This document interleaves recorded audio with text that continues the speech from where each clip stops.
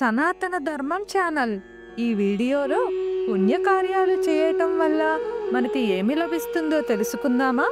పుణ్యకార్యాలు అనేవి మన సంస్కృతి సాంప్రదాయాలలో అత్యంత ప్రాధాన్యత కలిగినవి. పుణ్యం అంటే మంచి సత్కార్యాలు చేయటం. ఇవి మన జీవితానికి ఎంతో ముఖ్యమైనవి. పుణ్యకార్యాలు అనగా దానం, అన్నదానం, అభయదానం, కరుణ, భగవద్భక్తి. ముందుగా దానం అంటే ఇతరులకు సహాయం చేయటం ద్వారా మనకు మనశ్శాంతి కలిగిస్తుంది. అలాగే అన్నదానం, ఆకలిగా ఉన్న వారికి ఆహారం అందించటం. అభయదానం అనగా భయపడిన వారికి సానుకూల ధైర్యం కలిగించటం. కరుణ అనగా ఇతరులకు కరుణ చూపటం మరియు సహాయం చేయటం.